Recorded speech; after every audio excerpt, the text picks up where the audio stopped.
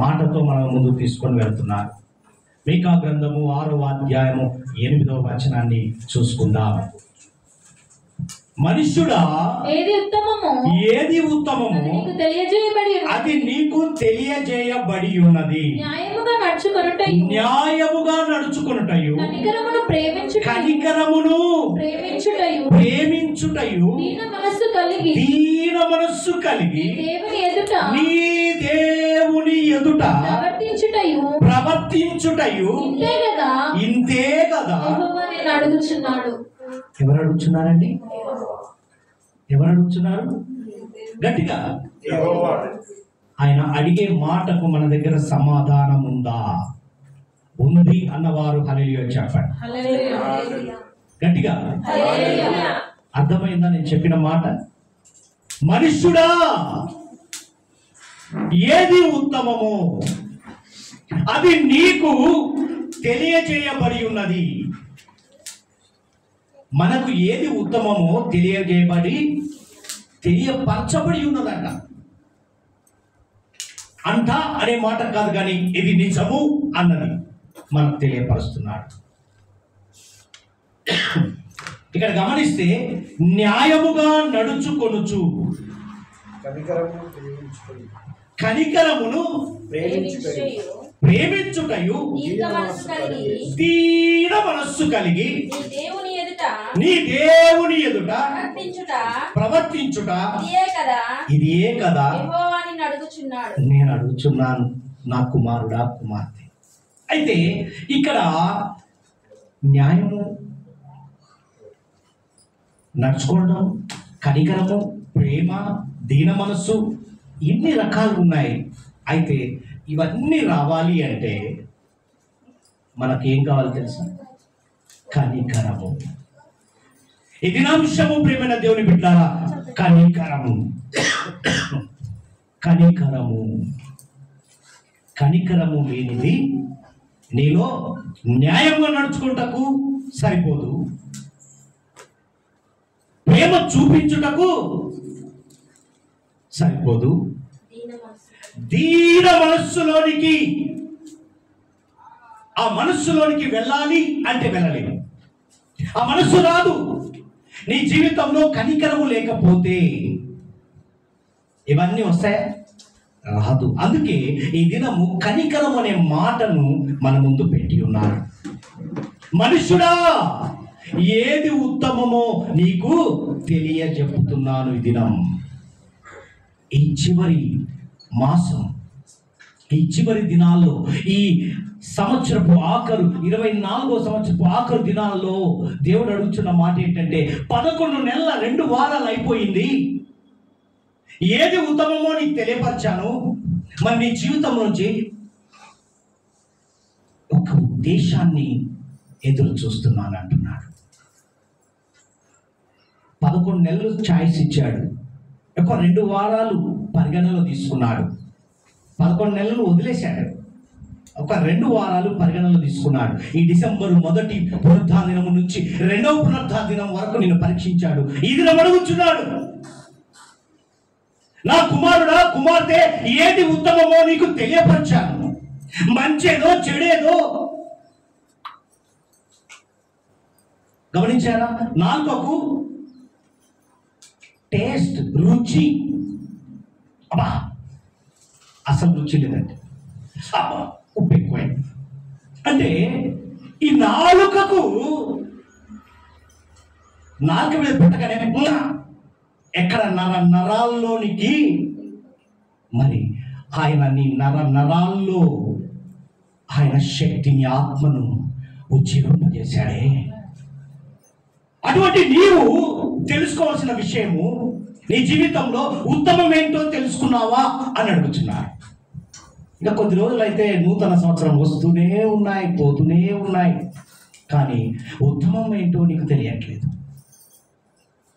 అందుకే అంటాడు కనికరము. ముందు మనకేం కావాలి? కనికరం ఉంటేనే ఇవన్నీ ఎక్సెట్రా. దేవునికి మహిమ కలుగును గాక. అయితే యేసుక్రీస్తు ప్రభువారు ఆయన బోధించుట సమయంలో బహు జన సమూహం వచ్చి ఉన్నది.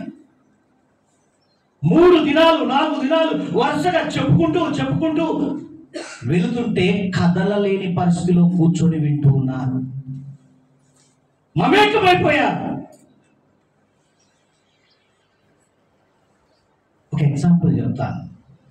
సేవకులుగా మీటింగ్ అరేంజ్ చేసినప్పుడు చాలా మంది ఈ కనికరము లేక జీవిస్తున్నారు. ఎందుకు ఈ మాట చెప్తున్నట్టే, యేసుక్రీస్తు ప్రభువారు బోధించే సమయంలో ఆ బోధ వినడానికి, ఆ సువార్తను వినడానికి వచ్చిన జన సమూహముల గురించి కనికరపడ్డాడా? రుజువు చూపిస్తాను చూడండి. మత్తయి సువార్త 15వ అధ్యాయము 32వ వచనాన్ని చూడండి. అక్కడ శిష్యులను కూడా ఏమంటాడు? చదవమ్మా. అంతటా యేసు తన శిష్యులను పిలిచి, ఈ జనులు నేటికి 3 దినములు నిన్న నా యొద్ద. ఎన్ని దినాలండి? 3 దినాలు ఉన్నారు. వారికి తిననేమీ లేదు కనుక వారి మీద కనికరపడుచున్నాను. హల్లెలూయా. ఈ దినాల్లో మీటింగ్ అయిపోయింది. ఇక అన్నం పెట్టడము భారం అండి. కనికరము లేదు. ఒక సేవకులే కాదు, ఇంటికి వచ్చిన వారికి కూడా ఆతిథ్యం ఇచ్చే పరిస్థితులు లేదు. అందుకే దేవుడు ఈ దినం ఉద్దేశపూర్వకంగా నీతో, నాతో, మనతో మాట్లాడుచున్నాడు. నీళ్ళు ఇస్తే సరిపోతుంది, టీ ఇస్తే సరిపోతుంది. కానీ ఇక్కడ యేసుక్రీస్తు ప్రభువారు 3 దినాలను పరిగణన తీసుకుని ఏమంటున్నాడు తెలుసా? వారికి తిననేమీ లేదు కనుక వారి మీద కనికరపడుచున్నాను. వారు మార్గంలో మూర్ఛపోదురేమో. బా, ఎంత ఆలోచిస్తున్నాడండి అని వారిని ఉపవాసంతో పంపివేయటకు నాకు మనస్సు లేదని. మనమైతే ఏమన్నా పోని, మనకెందుకు? మీటింగ్ అయిపోయింది, వాక్యం అందించాం, ఇక చాలు. పడిపోతుంది. మాకు జరిగింది ఒక సంఘటన. హోటల్స్ అన్ని తిరిగాం. చివరకు అడుగైనా దొరుకుతుందేమో అడిగాం. ఏదో ఉడకబెడక తిన్నాం, నానా తిప్పలు పడ్డారు. దేవునికి మహిమ కలుగునుగాక. కనికరం. ఇక్కడ చూడండి, ఆయన శిష్యులు ఇంత గొప్ప జన సమూహమును తృప్తిపరచుటకు కావలసిన రొట్టెలు అరణ్య ప్రదేశంలో మనకి ఎక్కడ నుండి వచ్చునని ఆయనతో వెంబడున్న వారు చెడగొట్టే పనిలో ఉంటారండి. నీతో స్నేహము చేసేవారు, నీ గురించి అన్ని తెలిసి, యేసుక్రీస్తు ప్రభువారి గురించి అన్ని తెలుసు, శిష్యులు వెంబడిస్తున్న శిష్యులకు తెలియదా? ఆయన చేసిన అద్భుతాలు, సూచక్రియలు, ఉన్నది లేనట్టుగా, లేనిది ఉన్నట్టుగా చేసే గొప్ప దేవుడు కదా. అన్ని ఎరిగి ఉండి, అన్ని తెలిసి ఉండి పొరపాటు పడుచున్నారు. ఎక్కడ పడుచున్నారు? వినాలి. నేను చెప్పేటప్పుడు నా ముఖం చూడాలి, చదివేటప్పుడు కిందికి వేశారంటే ఏమన్నా చెప్పుకొని అర్థం.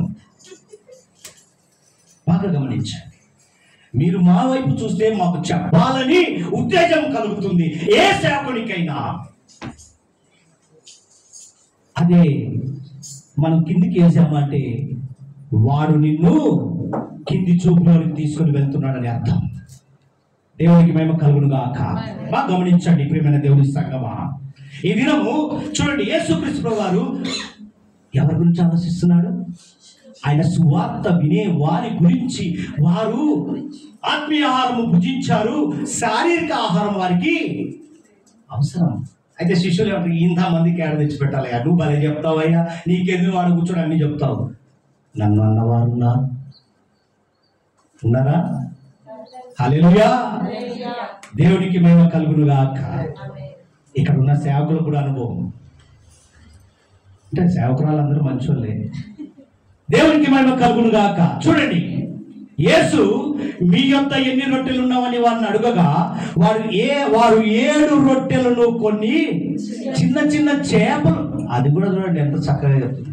7 రొట్టెలు ఉన్నాయి, చిన్న చిన్న చేపలు. హల్లెలూయా. అప్పుడు ఆయన నేల మీద కూర్చుండి జనసమూహమునకు ఆజ్ఞాపించి ఆ 7 రొట్టెలను ఆ చేపలను పట్టుకొని కృతజ్ఞతాస్తులు చెల్లించి వాటిని విరచి తన శిష్యులకు ఇచ్చాను. శిష్యులు జనసమూహమునకు వడ్డించిరి. వారందరూ తిని తృప్తి పొందిన మీదట మిగిలిన ముక్కలు 7 గంపల నిండా ఎత్తిరి. స్త్రీలను పిల్లలు గాక తిన్నవారు 4,000 మంది పురుషులు. తర్వాత ఆయన జనసమూహములను పంపివేసి దోణెక్కి మగాదాను ప్రాంతములకు. అక్కడ తిన్నవారు ఎంతమంది అండి? తిన్నవారు హల్లెలూయా. సంఖ్య ఆడ ఉన్నదండి. దేవుని అద్భుతం చూసారా? కనికరము ఎంత అద్భుతమో చూడండి. కనికరం ఎంత దూరం తీసుకెళ్ళిందండి? 1000 మందికి పంచిపెట్టే కనికరాన్ని నా దేవుడు, మన దేవుడు బయలుపరిచాడు. సూచక్రియ జరిగింది అక్కడ. అద్భుతం, మహా అద్భుతం.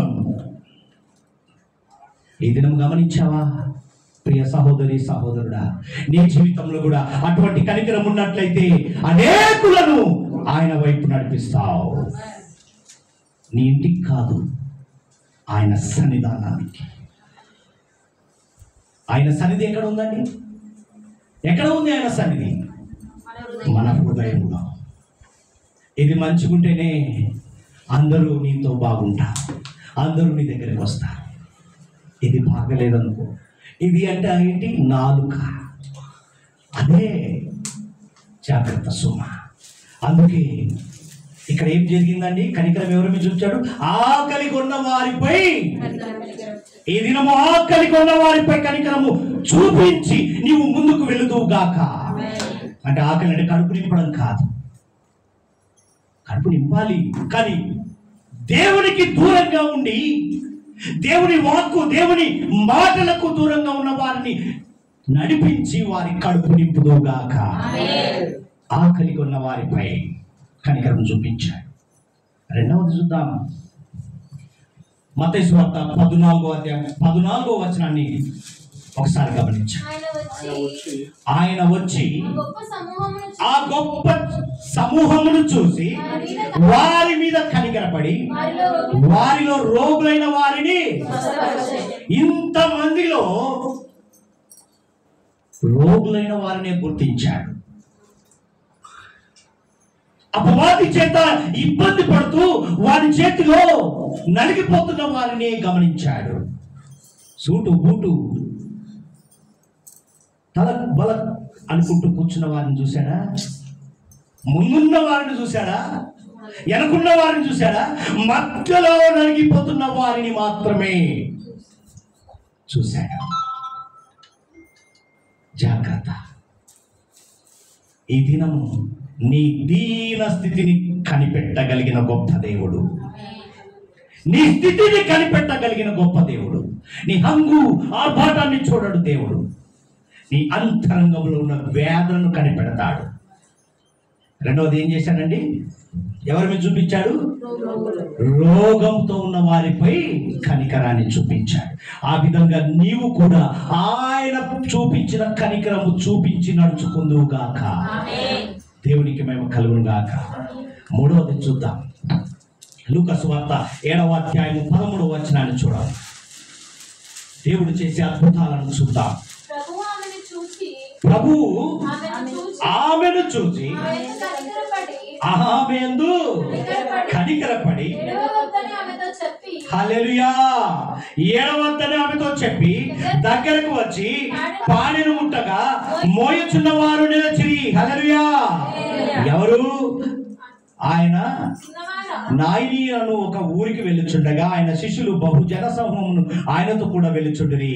ఆయన ఆ ఊరి గవిన యొద్దకు వచ్చినప్పుడు, గవిని యొద్ద కంటే ఊరు పొలిమేర, ఊర్లోకి అడుగు పెట్టే ప్రాంతాన్ని అంటారు. అయితే వస్తున్నప్పుడు వెల్కమ్ ఏది చెప్పిందండి? స్వాగతం సుస్వాగతం అని ఎవరు చెప్పారు? శవము. చూడండి, ఇక్కడ గవిని యొద్దకు వచ్చినప్పుడు చనిపోయిన యొక్కడు వెలుపలికి మోసుకొని పోవచ్చు. నేను అతని తల్లికి అతడు ఒక్కడే. చూడండి ఎంత వేదన. ఆమె పైగా భర్తను కోల్పోయినటువంటి స్త్రీ. ఏ ఆధారము లేదు. ఆధారం ఉన్న ఒక కుమారుడు చనిపోయాడు. అతన్ని తీసుకొని వెళ్తున్న సందర్భంలో ఆ ఊరి జనులు అనేకులు ఆమెతో కూడి ఉండిరి.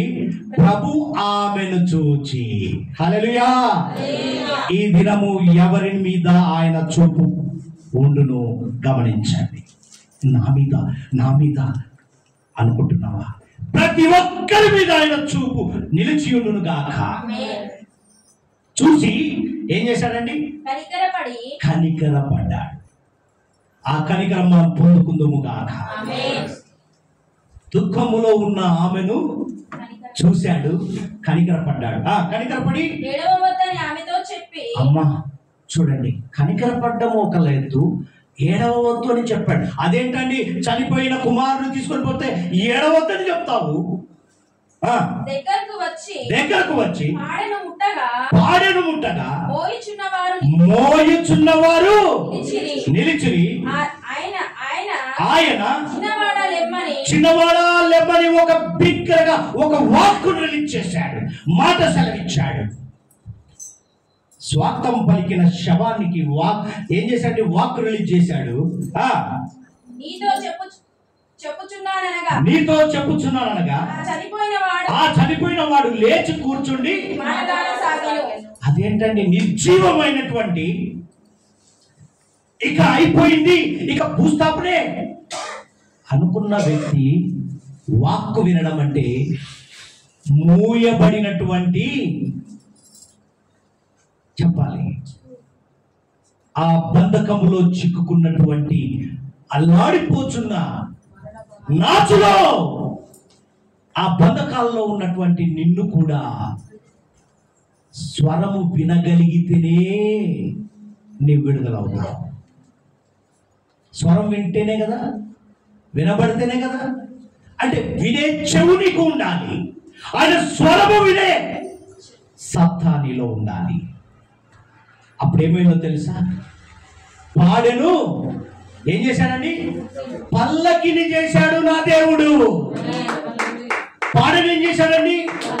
పాడె మీద మోసుకొని వెళ్తున్న, దుఃఖంతో వెళ్తున్న వారు పల్లకిని రాజును మోసుకొని వెళ్తూ ఓహో ఓహో అన్నట్టుగా పల్లకిని చేశాడు మన దేవుడు.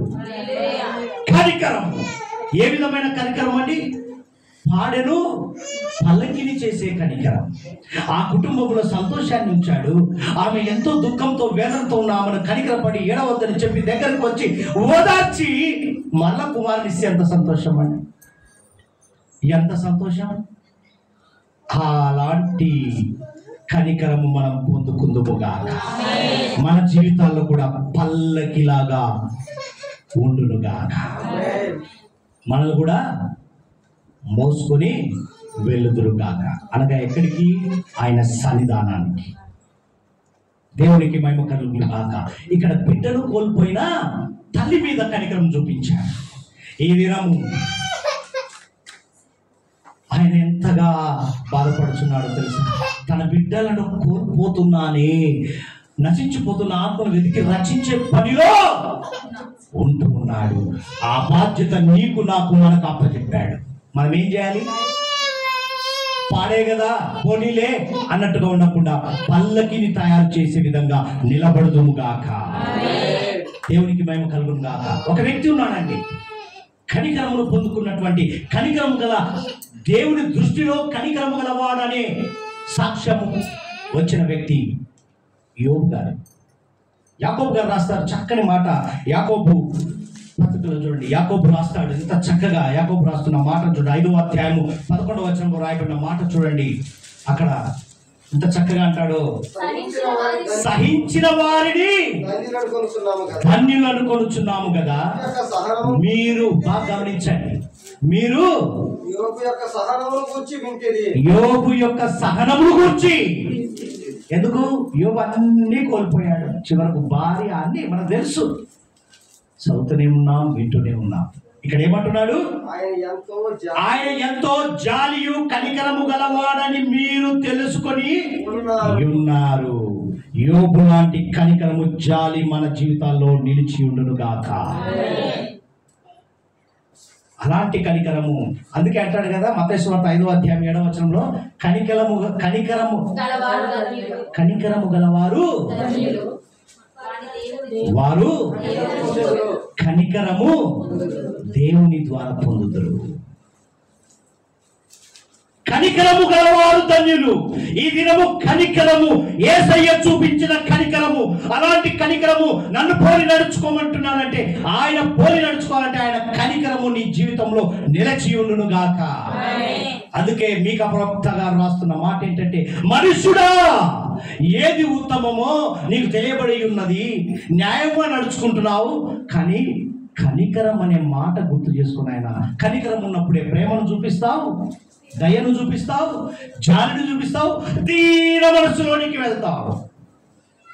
అలాంటి కనికరము మన జీవితాల్లో ఉండి ధన్యులుగా ఈరోజు ఒక నిర్ధారణలోనికి వెళ్ళి ఒక ముద్ర వేయించుకొని ఆయన సన్నిధానంలో సాక్షులుగా, ఆయన ఎదుట సాక్షులుగా కనికరము పొందిన వారిగా వెలుదుముగాక. ఈ సంవత్సరపు చివరి నెలలో ఈ 2వ పునరుత్థాన దినములో కనికరము పొందుకున్న వారు ఎవరయ్యా అంటే ఈ సంఘమే అని పిలువబడును గాక. దేవుడి మాటలు దీవించును గాక. దైవజన